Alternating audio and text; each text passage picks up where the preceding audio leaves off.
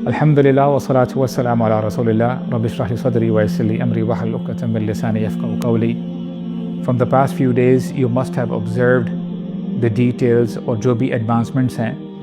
Apparently لگ ایسے رہا ہے کہ سچویشن کیوس کی طرف جاری ہے.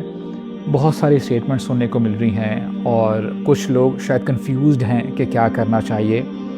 یہاں تک کہ کچھ اسٹیٹمنٹس ایسی بھی ہیں کہ جہاں پہ فزیکلی جنگ کے لیے آگے ایڈوانسمنٹ کی جا رہی ہیں، اس کے ساتھ ساتھ ایک نیریٹو بلڈ کیا جا رہا ہے اور یہ بتایا جا رہا ہے کہ this is the battle of hearts and minds.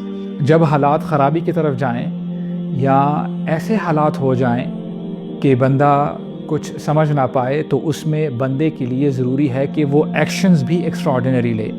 Especially جب ہم امت مسلمہ کی بات کرتے ہیں، this is not the time to sleep and relax, بلکہ ہمیں اللہ کے نبی کی سیرت سے پتہ چلتا ہے صلی اللہ علیہ وسلم.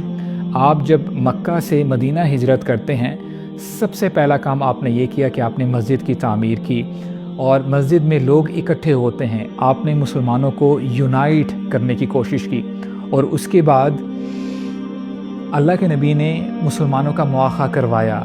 The brotherhood was maintained in مدینہ. اللہ تعالیٰ یہ میسج ہمیں دیتے ہیں وَاعْتَصِمُوا بِحَبْلِ اللَّهِ جَمِيعًا وَلَا تَفَرَّقُوا. اللہ کی رسی کو مضبوطی سے تھامو اور تفرقے میں مت پڑنا. اللہ تعالیٰ پھر میسج دیتے ہیں اِنَّمَا الْمُؤْمِنُونَ إِخْوَةٌ. مسلمان ایک دوسرے کے بھائی ہوتے ہیں اور اللہ کے نبی نے بھی یہی فرمایا المسلم اخو المسلم لا يظلمه ولا يخذله.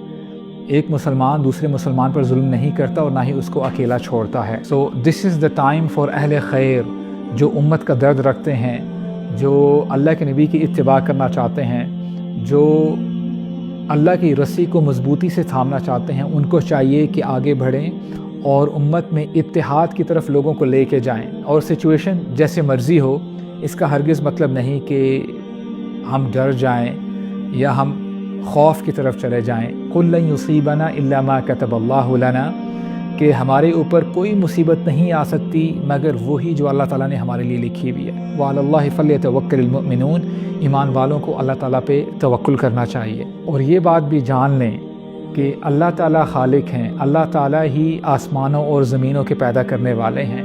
یہ اللہ تعالیٰ کے حکم سے ہی ہوائیں چلتی ہیں.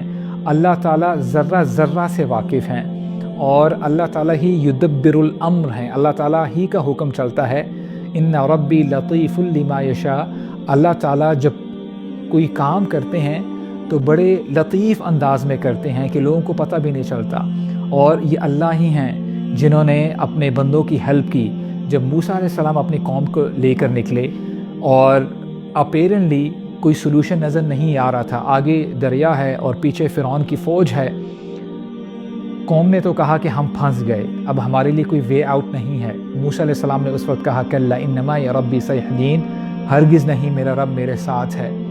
اور اسی طرح جب محمد صلی اللہ علیہ وسلم وہ غار میں تھے، اور بائیوگرافی لکھنے والے لکھتے ہیں کہ یہ مومنٹ اللہ کے نبی کی زندگی میں بہت کریٹیکل تھا. اس مومنٹ پہ ابو بکر رضی اللہ عنہ کہتے ہیں کہ اے اللہ کے نبی، اگر ان لوگوں نے اپنے پاؤں کی طرف بھی دیکھ لیا تو ہم نظر آ جائیں گے. تو اللہ کے نبی نے کیا فرمایا لا تحزن ان اللہ معنا. تو اللہ تعالیٰ ایمان والوں کے ساتھ ہیں.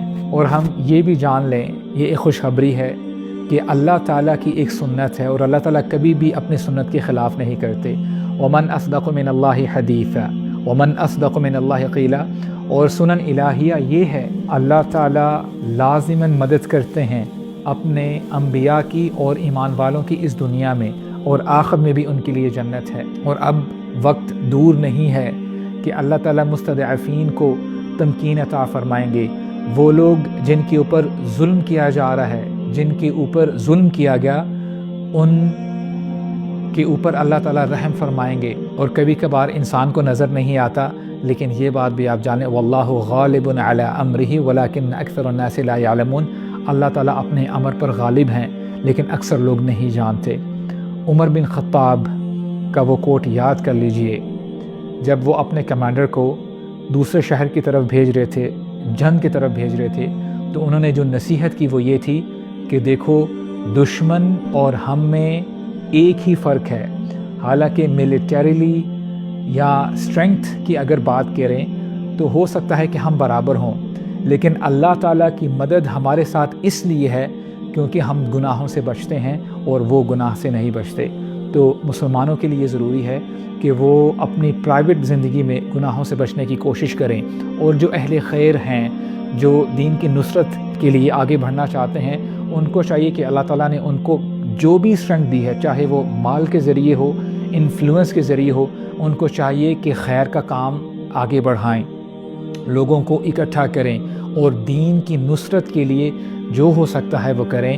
اور انشاءاللہ اس دین نے غالب آنا ہے. هو الذی ارسل رسولہ بالہدی ودین الحق لیظہرہ علی الدین کلہ ولو کرہ المشرکون یریدون لیطفئوا نور اللہ بافواہہم واللہ متم نورہ ولو کرہ الکافرون.